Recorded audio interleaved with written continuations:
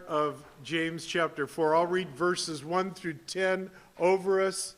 While I'm reading it, you tell the Lord, I'm ready for this word to be implanted in my heart. James writes, "Where do wars and fights come from among you? Do they not come from your desires for pleasure that war in your members? You lust and do not have. You murder and covet and cannot obtain. You fight and war, yet you do not have because you do not ask. You ask and do not receive because you ask amiss, that you may spend it on your pleasures. Adulterers and adulteresses, do you not know that friendship with the world is enmity with God?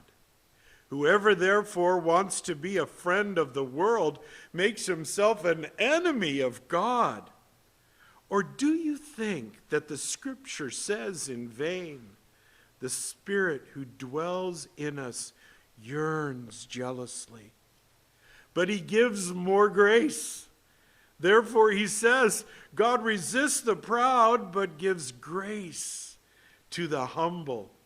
Therefore, submit to God, resist the devil, and he will flee from you. Draw near to God, and he will draw near to you. Cleanse your hands, you sinners, and purify your hearts, you double-minded. Lament and mourn and weep. Let your laughter be turned into mourning and your joy into gloom.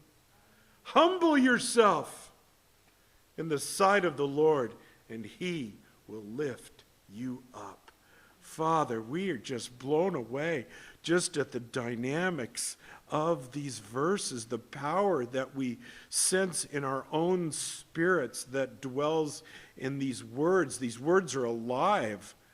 And so, Lord, I ask that by your Holy Spirit, you would unleash this morning the power of your word, that it would do as you say, go in and change and divide what's soul from what's spirit, and cleanse us and convict us if we need it, Lord, and lift us up as we humble ourselves before you.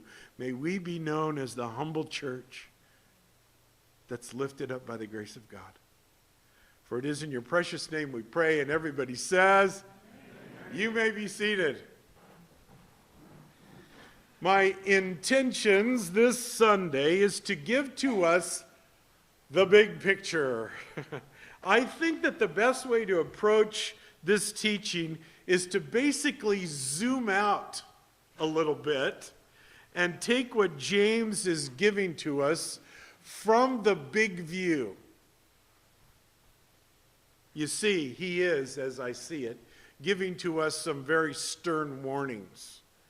But thankfully, not only does he give us warnings, he also gives to us, in these verses, the cure to a very big problem. Look, you want to know God. You want to serve him. You want to walk with your Heavenly Father every day with a joy in your heart, following after Christ. I know that. That's wonderful. That's an implanted desire in your heart by God.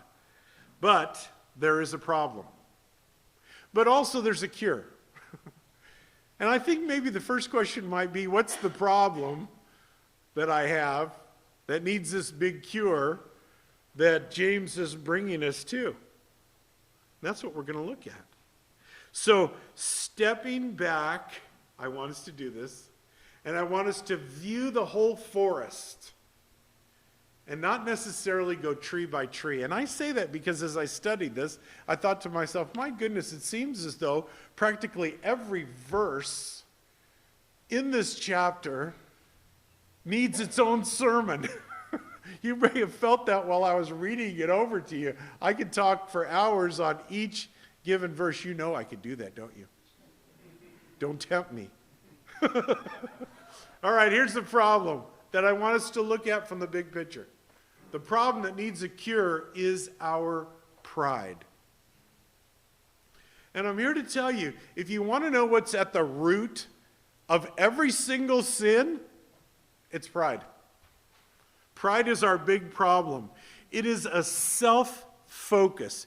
It's being all about, like the opera singer said, me, me, me, which, by the way, is our favorite subject. But that's the problem, and that's the battle, and I believe James addresses that in chapter 4. And look, I'm here to tell you, I had to go through chapter 4 a number of times before I began to get the big picture of what James was talking about. Like the old saying goes, selfish friends only have themselves in the end. How sad. And I think that at least, probably, I would venture to say, even if we went door to door in this neighborhood, I bet you we could get a really good consensus of both Christians and non-Christians, a vast agreement that to lead a self-focused life, a self-centered life, that kind of life would lack true meaning, right? Self-centered, self-focused, that life would be near valueless. Yet I also thought, I wonder how many of us, I include myself in this, regularly succeed at a Christ-centered life more often than we don't.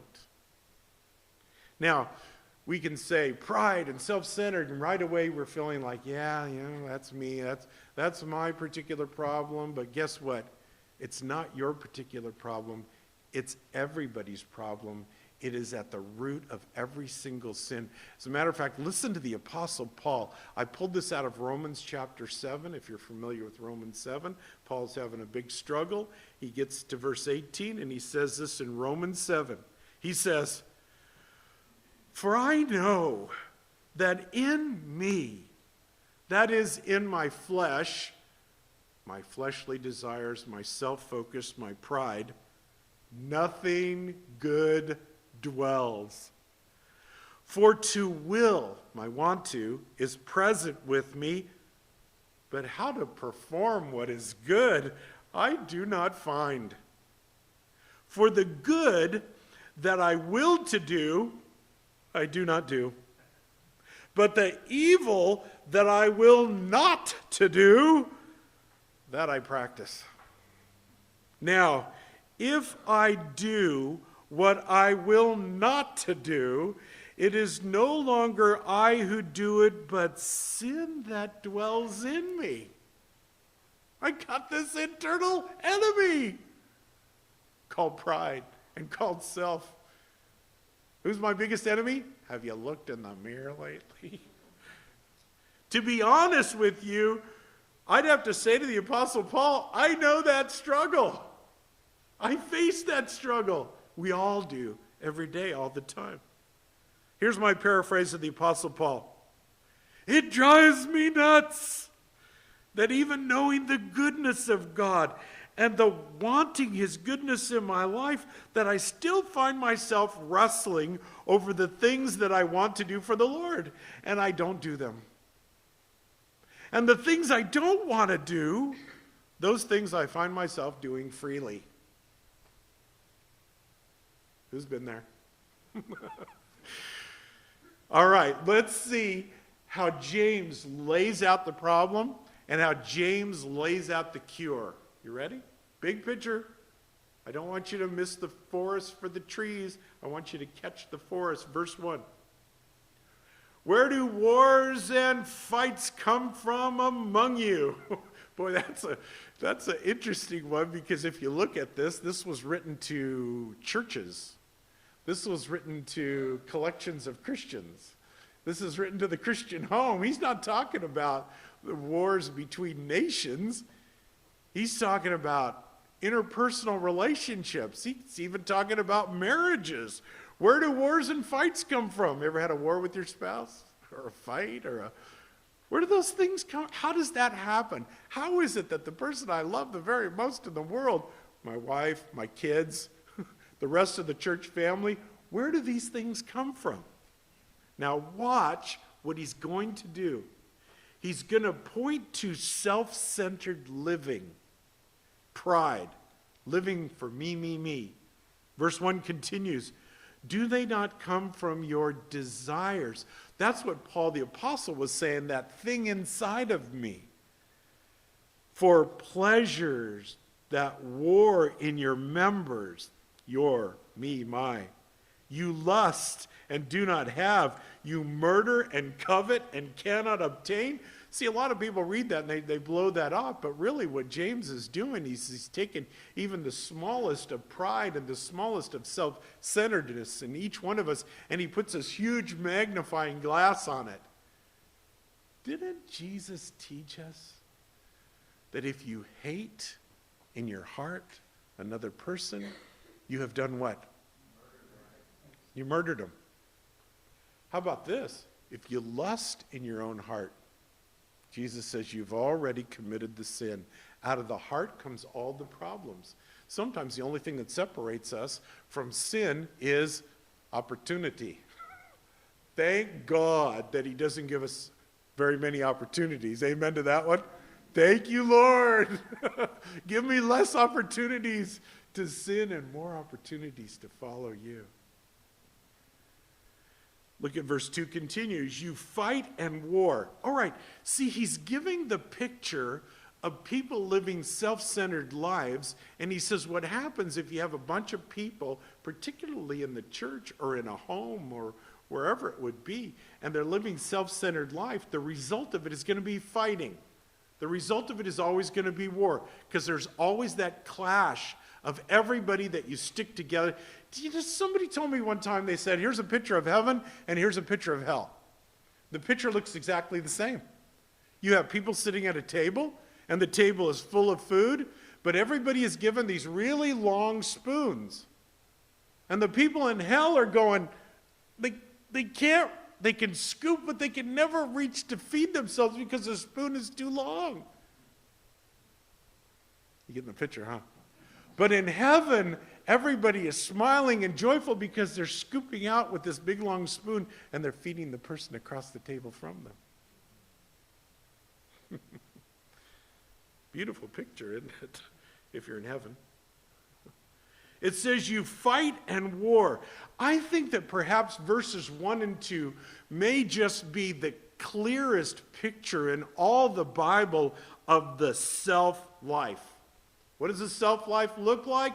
Go to James. He paints the clearest picture in verses 1 and 2. And he says, when you live like that, you're striving, you're fussing, you're demanding, you're running over other people to get what you desire, what you lust for. You want to get more, you want to get better, to get what we think we deserve, and the other guy doesn't. Who has an iPhone 4, the original? Just me? That's because I'm more spiritual than the rest.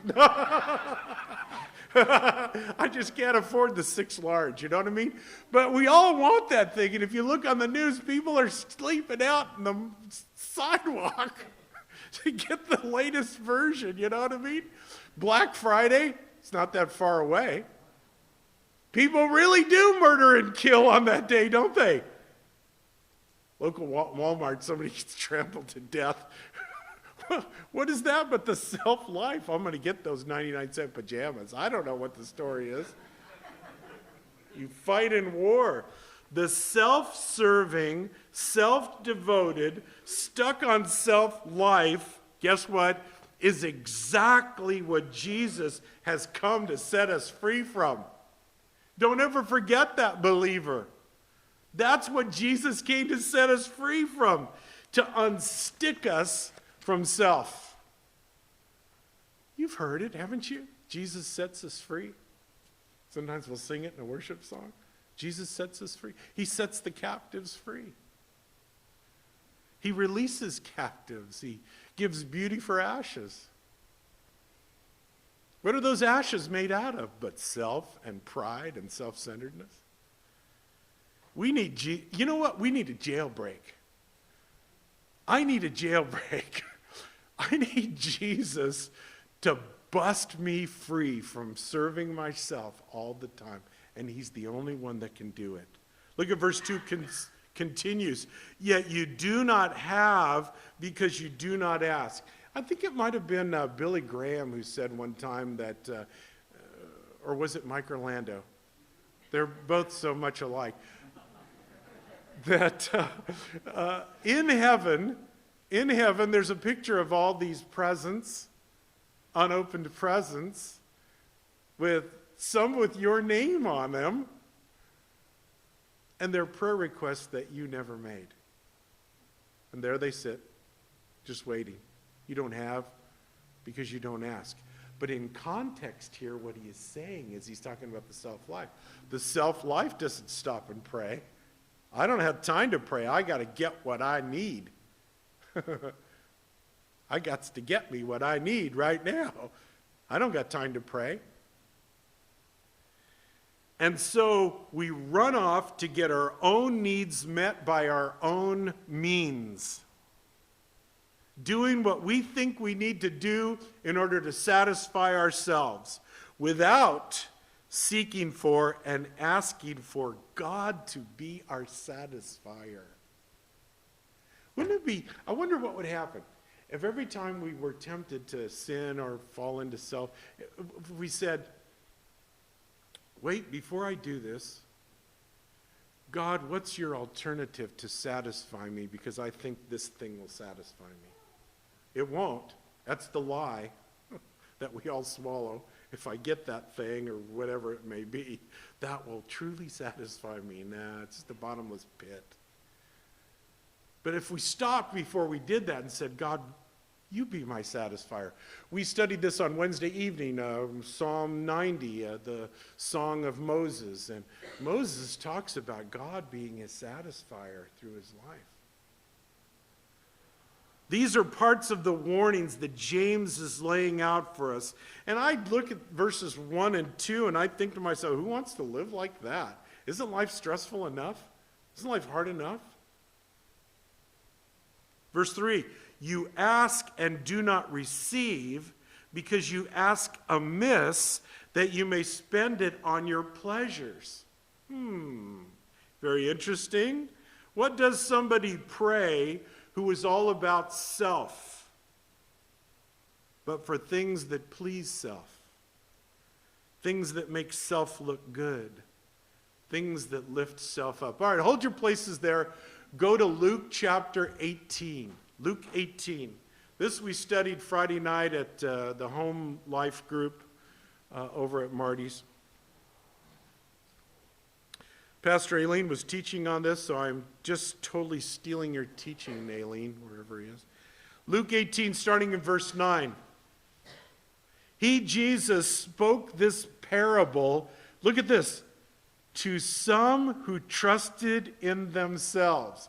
This is just what James has been talking about. The person who trusts in themselves, who's all about self. Jesus spoke this parable to some who trusted in themselves that they were righteous and despised others. That's the only thing that can come out of the self-life. I'm better than that. I dress better. I look better. Isn't that the whole thing of our culture right now? I look better. I have more money. Whatever it is. I think the motto of the self-centered life should be something like, we have on our coins. Instead of in God we trust, it would say, in self we trust. I read somewhere, when they finally discover the center of the universe, a lot of people will be disappointed they are not it. Look at verse 10. Jesus says, 2 men went up to the temple to pray. One a Pharisee and the other a tax collector. Those were thought of as like the two ends of the spectrum, Somebody who's really holy, the Pharisee, and then somebody who's not holy at all, the tax collector who works for Rome. The Pharisee stood and prayed thus with himself. Did I miss something there? Who did he pray with? The Pharisee stood and prayed thus with himself. Can you imagine from God's point of view? Listening to this Pharisee, and God goes, he's not talking to me. And here's what he says. God, I thank you that I'm not like other men, extortioners, unjust, adulterers, or even as this tax collector. Is that like the rudest thing you ever heard? Lord, see that bum over there? I'm glad I'm not like him. I fast twice a week. I give tithes of all that I possess. All these point to self-exaltation, self-gratification. Can we justify ourselves before God? Will there ever be anybody who's holy enough to say, scoot over, Jesus, I think you're in my chair? That's not going to happen. Nobody will ever justify themselves. We are saved by grace through faith.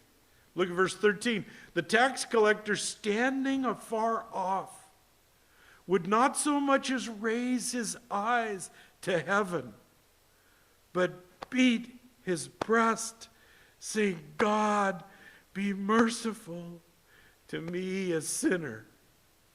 I tell you, says Jesus, this man went down to his house justified rather than the other. For everyone who exalts himself will be humbled, and he who humbles himself will be exalted. Folks, that is the exact opposite of the world. So when it comes to self, our plan needs to be to humble ourselves, to humiliate ourselves even. But I'll come back to that in just a moment. Let's go on with the self-life. We're having so much fun with this, aren't we? Back to verse 4 in James 4. Adulterers and adulteresses, do you not know that friendship with the world is enmity with God? Whoever therefore wants to be a friend of the world makes himself an enemy of God. Adulterers and adulteresses, where did that come from? Why did James throw that in there? Well, on one level, that is the self-life, isn't it?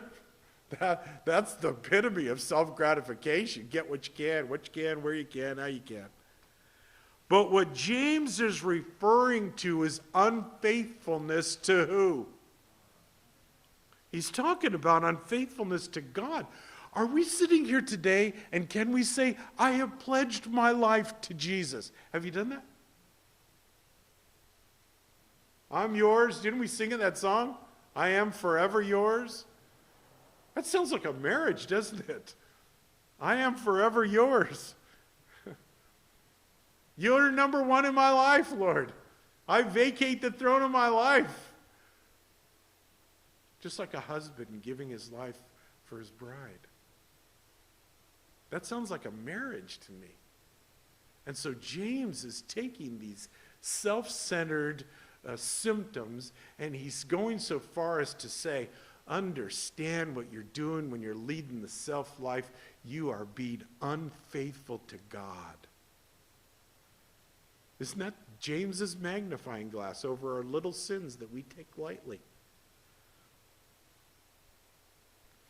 You may not have thought of it this way before, but I want you to remember again that James is Jewish, and he's the head of the church in Jerusalem. And throughout the Old Testament, sin is referred to as unfaithfulness to God. The self-life separates us from God. And to be separated from God leaves us open to following the normal, natural, everyday course of the river, just floating down with the rest of the world. And we have to continually, I believe, remind ourselves when we want to just serve self, oh yeah, that's right. This is not my home. This place gets more and more foreign to me. Have you had that experience? Where you look at the world sometimes and you just want to scratch your head and you go, I do not belong here. What is going on in this crazy world? I don't want this. I want more of God in my life. My desire is of the Lord. I'm not going to put my efforts, my time, my talents, my money into things that so easily pass away. I want some eternal investments. There are three main things that self is attracted to. You ready for them? Because here's your big battle, folks. three main things that self is attracted to. Number one, self is attracted to self. Me first, mine, what I want, what I need, my way. Second, self is attracted to the course of this world, which is occupation and preoccupation with the world, the natural world which the Bible says is fading away. Little thought for God or pleasing God or really interest in God at all. Third thing self is attracted to, it's attracted to temptations and seductions from the enemy of your soul and mine. The devil tempted Jesus, and guess what? He's going to tempt you whenever, however he can, because he hates the will and the plan of God, and he knows that his time is short. These three things are the very things that God wants to disengage us from. That's why the Bible says, you shall love the Lord your God with all your heart, soul, mind, strength. Look at verse 5. This is interesting how he brings in the Holy Spirit.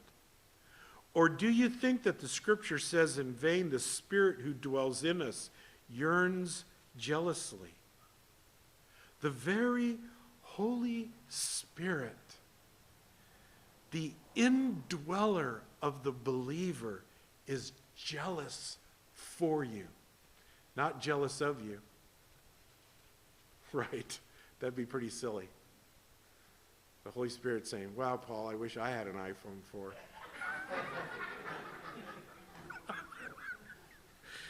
The Holy Spirit is jealous for us, not of us. For every good and precious plan that God has for you in your life. For the believer who listens to the scriptures, for the believer who listens to the inner voice of the Holy Spirit, you will hear the tug of the voice of the Holy Spirit of God speaking within you. The Holy Spirit will say to the believer, that's not for you. Or, over here, this is for you. Turn away. Turn back. It is the loving voice of the heavenly helper guiding you along the way.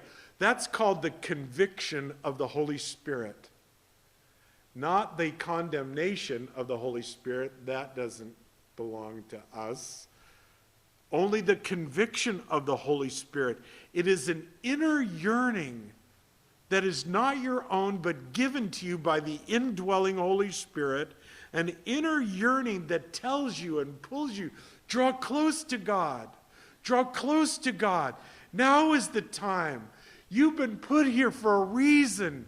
What I have for you is more important than the baubles of this world that will soon pass in eternity you'll never remember. That's the Holy Spirit. And look what the next verse says. But he gives more grace. Look, the very one that comes along and says, don't do that, don't go there, that's not right, it's not helpful, it's going to hurt, is the very same God who gives to us grace. Undeserved, unmerited, unearned favor of God.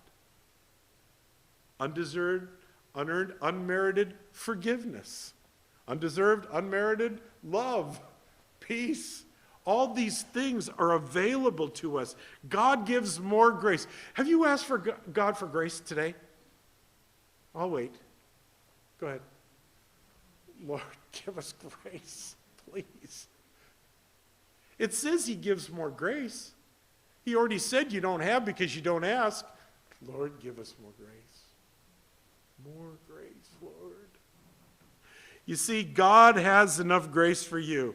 The deep well of God's grace is more than enough to help you, to bless you, to rescue you, to set you free from the pulls of the self-life, to set you free from the course of this world, and to even break you free from the temptations of the enemy. Lord, we need more grace. Verse 6 continues, but he says, God resists the proud. When he talks about the proud, who's he talking about? See, this whole thing is bouncing back and forth between one contrast and another. The self-life, the God life. Pride, humility. Back and forth, James is going. He's painting this big, broad picture. That's why I want the big view of this. Therefore, he says, God resists the proud. Guess what? He talked about grace, and now he says the proud don't get it. No grace for the proud. Are you proud? I sure don't want to be. Self-lifers, no grace. The doors of heaven are shut. Look what it goes on to say. But gives grace to who? I'm sorry, gives grace to who? Humble. The humble get grace. Knocking on heaven's door like that old song says. Is it pride that's knocking? Doors stay shut. Is it the humble that knocks? The door graciously opens to you and more grace comes in. Listen to me. This world is hard enough without God resisting you in it. Somebody say amen to that one. God resists the proud. God resists the proud. God resists the proud. Why am I getting all this resistance when I want to get what I want to get? Oh, wait a minute. That's called pride, isn't it? That's why. Oh, Lord, answer my prayers. Help me to sin. That doesn't make sense. Bless the getaway car. That doesn't make sense either. Grace and pride are like oil and vinegar. They don't mix. They never will mix. They are forever enemies, grace and pride. They don't, nor will they ever come together. Pride is a demander. Pride is a demander. It says, like the Pharisee who trusted in himself, God, pay me the blessings that I'm owed, that I deserve, that I have earned. Grace is humbly received. Important note here. Grace received is not dependent on self, whether good or bad. Can I say that again? I want that to sink in. Grace received is not dependent on self. This should be freeing to you. It is not dependent on anything in self, whether good or bad. Grace is completely dependent upon the giver and the giver's character and the giver's ability and the giver's want to. Who's the giver? God is the giver and God alone. All right, we're getting to the cure here of the big problem, pride, and the cure is our humility. You see, James brings us to this point. He in this broad picture. Yeah, I know there's these beautiful little things in this broad picture, but he doesn't stop. He does this panoramic view, and he sweeps us in to this place of understanding where our only hope is God, and our only hope is the grace of God. And living for self brings wars and fights and struggles. And then he gives to us the picture of humility. And in this light, this place of humility, this warm light that God wants to give to us and shower down upon us, he brings to this point, and now I'm only left with one resort, one place of resort. You see, because oftentimes I look like the self-life, and I act like it. I speak like the self-life. I don't want to go right now. I don't want to do that right now. I know I can help you, but I'm too tired. I'm too lazy. I want to do what I want to do. And I begin to sound like that. And now the Holy Spirit comes in and convicts and says, it's humility, Paul. It's humility. You need humility to get grace from God for what it is that God has called you to do and how he's called you to live. You have to be humble to get it. And then I say to myself, now what do I do? I want that. And James tells us, verse 7, therefore, right? What does therefore mean? On account of everything that's come before, on the understanding that you've just gotten by looking at the scope that James gives you, therefore, submit to God. This is the how we unplug from the world's grip and are freed to live for God, a new creation, living a God-centered life. All right, what does this submit to God? What does it look like? Let me give you a little idea. It might look a little like this. You know, David in the Psalms liked to talk to himself. Oh, my soul, why are you disquieted? Hope in God, right? All right. This kind of looks like this. Self, you have lived far too long putting self first. And now you are to submit to God. You are to be under God, daily surrendered to him. For who he is the King of kings and the Lord of lords. Matthew 6:33, Jesus said, seek first the kingdom of God and his righteousness. All these other things that self runs after, God will add to you, it says in Matthew 6:33. All the grace that you have need of as a subject of his kingdom reigning in your life is now freely, abundantly available to you. It all starts with submitting. He says submit, then what does he say next? This cure is beautiful cure, you know. It's beautiful. It's gorgeous. Here's my answer in life. First, submit to God. Always starts with submitting with God. Even the Bible begins with that. In the beginning, what? In the beginning, God. That's where everything starts. Submit to God. Point 2, resist the devil and he will flee from you. First, submit, then resist. Here's some more cure from us, and it requires resistance. Yes, you are part of a resistance. You, believer, are a resistance fighter. Do you remember, who here remembers the old cartoon of Pepe Le Pew? All right. What was the little girl's name? Did she have a name? Okay, but she wore some perfume, huh? And she would walk by, and there would be the wafting of her perfume.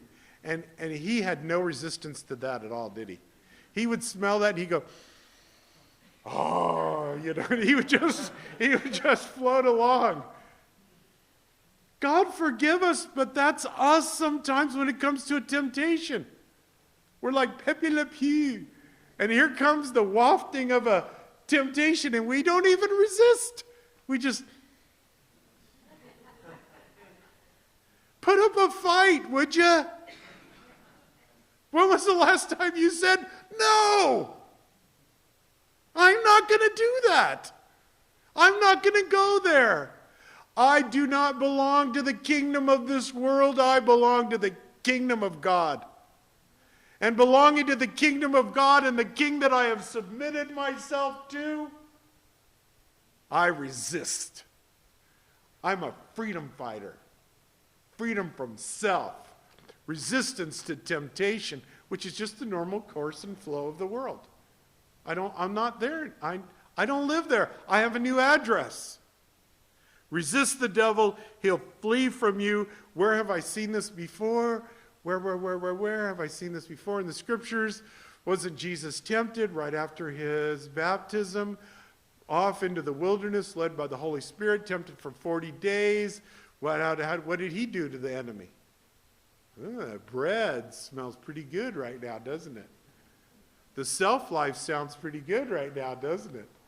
God wouldn't want you to not be lifted up. And Jesus said, man shall not live by bread alone. Look, I don't even care what the temptation is that comes against you. Next one that comes against you. You just say, man shall not live by bread alone, but by every word that proceeds from the mouth of God. Will you say it out loud? Just say it. Just try it. The enemy will go, woo, I remember that fight, and I didn't win that one. This guy's putting up a resistance. I have not seen that before. I'm shocked. Here's more cure. So watch the flow of this. I don't want to live for self. I want to live for God. Submit to God. Resist the devil. Verse 8, draw near to God, and he will draw near to you. Submit, resist, draw near. What does it mean, draw near? Come on, Christian. You know what you have to do to keep right with God, don't you? Don't tell me you don't, like you need some big grand teaching. I know what I need to do to stay close to God. I need to stay in his word. So I at least have some balance for all the world just shovels in the input, Be like this, live like this, buy this, credit that, go here, dress this way, dance this way, do this. I need some God. I need the word, so I need the word. The word of God keeps me right. I'm talking about me. But I'm not saying that you should live me. But I'm talking about me to keep me right with God. I need the word, and I need prayer. There was a brother, praise God, that came up here before I started teaching and prayed for me. Don't you wish you would have prayed? And Lord, don't let him teach too long today. No. Sorry, he didn't pray that. So I need the word, and I need prayer. Not only my own prayer, but I need people to pray for me. When was the last time you walked up to somebody and said, hey, say a prayer for me right now, would you? What do you think a brother or sister is going to say? Absolutely, positively. Father, in Jesus' name, I lift up my brother or sister before you. I pray that you would help them to live for you and not to live for self. Bless them, Lord, in the things that they do. Hallelujah. These things keep me right. What else do I need? Worship. Come on. When I say pump up the volume, I'm talking about praise, huh? Put on some praise tunes. I mean, there are times when I almost have to pull my car over to the side of the road because my eyes just well up in tears, worshiping my Savior. And that keeps me right. Because then the temptation comes and I go, I will not do that against my Savior. I'll be faithful to you, O God. So I need the word, I need prayer, I need worship, and I need fellowship. I need to be able to say to somebody, how's your walk with the Lord going? Let me tell you about what my struggles are. These things keep me right. These things draw me close to God. Jesus says, be still and know that I'm God. When was the last time you just did that? Lord, here I am. I just want to spend some time with you. I just want to draw close to you. And then he says, almost like a spiritual law, like if you drop a rock, it falls on account of gravity. He says it like that. If you'll draw near to God, he'll draw near to you. It's a spiritual law. It's how it works. What happens. Haven't you heard the old saying, if you're far from God, guess who moved? Draw near to God, he will draw near to you. Verse 8. Watch. Okay, well, let me read it. Cleanse your hands, you sinners, and purify your hearts, you double-minded. Double-minded says you cannot serve God and the world at the same time. You're going to be a very beat up Christian. You're going to be mixed up. You're not, it's just, oh my gosh, why would you do that to yourself? You can't do it. A little bit of God, a little bit of the world, a little bit more of the world, a little bit less of God, a little bit more of God, less of the, oh my gosh, don't even try that balancing act. There's no place to go for peace or love or grace or forgiveness. Haven't you broken down before God as a sinner? Have you ever had that in your prayer life? You just break down before God. God, you're so great and I'm so not. Oh Lord, I can't believe how much you love me. I'm blown away by it. I'm like the guy who goes to church and stands at the back and I can't lift my eyes and I beat on my breast. Oh God, be merciful to me, a sinner. Oh, and then all those other spiritual laws kick in again. Wait, I was just humble before God. I drew near to him, now he draws near to me. And then Jesus says about the humble, I tell you, this man went to his house justified. Somebody tell me the meaning of the word justified. Just as if I never sinned.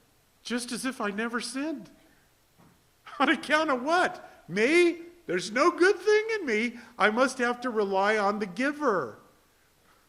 Gosh, this is beautiful. Look at verse 8. Lament and mourn and weep. Let your laughter be turned to mourning, your joy to gloom. Once you realize you're living the self-centered, pride-centered life, humble yourself in the sight of the Lord, and he will lift you up. Can you see what he's doing here? Submit, resist, draw near, repent. Because if you humble yourself in the sight of the Lord, he'll lift you up. He'll give you all the grace you need, grace to help, grace for every need, grace for strength. Unmerited favor of God is always available to you. Now, verses 11 through 17, what he does is, if you understand where we've gotten to verse 10, and you've recognized the magnifying glass over what we think are little sins, but are really make us an enemy of God because of our love for the world and self, and easily, without resistance, giving in to the enemy. If you understand that, then he goes back again. And I believe that he wants us to apply the cure if you have this remaining pride in your life. Verse 11, do not speak evil of one another, brethren.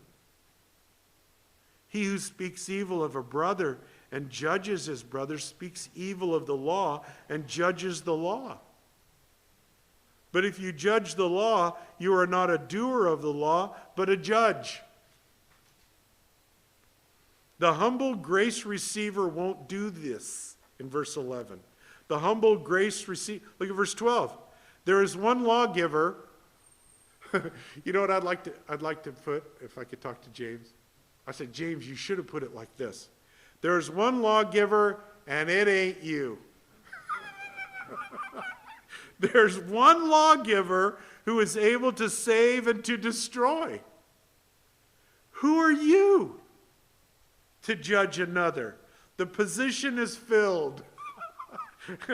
There are no opportunities available for us to be judged.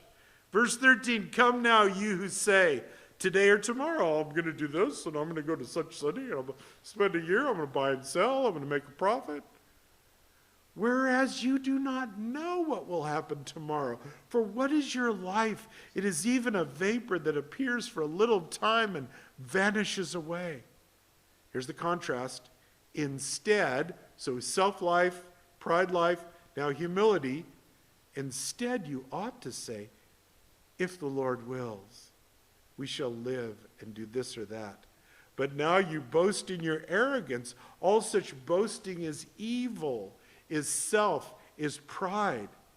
James is able to doesn't he just like, it's like he almost like throws a hatchet and he just like slices down through our lives the difference between what's pride and what's humility. Verse 17, therefore to him who knows to do good and does not do it, to him is a sin. It's a sin. You know what James is saying here with verse 17? I just gave it to you, now it's your problem. Truth is off my back, it's on yours. There is an expectation that to know these things is to be accountable to them. accountable to live by them. This was not just an exercise this morning in passing along to you biblical theology. This was, you need the big picture for your life. It's the big picture for my life, and now I have given it to you, plus the illness and the cure. Thank you, James, for that. Christianity is not some uniform that you put on and take off. It's not a part-time position.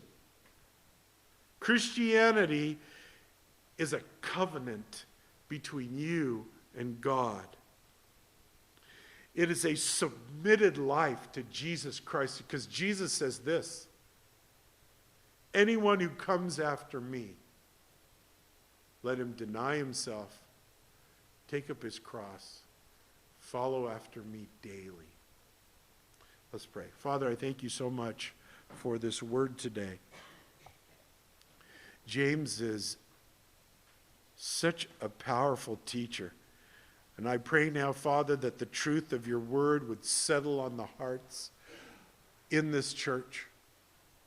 And that, Father, we could right now at this moment, we will right now at this moment, humbly ask for your grace and receive it, because we want to deny self right now and pride and receive from you your grace for forgiveness, grace for help, grace for peace, grace for love, whatever we need, Lord. And I pray, Father, that if there be anybody listening who's not yet given their life to Christ, that you would bring the conviction of the Holy Spirit upon them. That all they need but do is say, Christ, forgive me. I humbly submit my life to you. I will follow you all the days of my life. You are my Savior. You are my Lord from this point forward.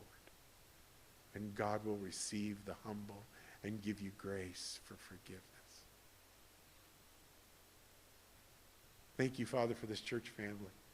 I pray these things in Jesus' name, and everybody says, amen. Let's all stand up.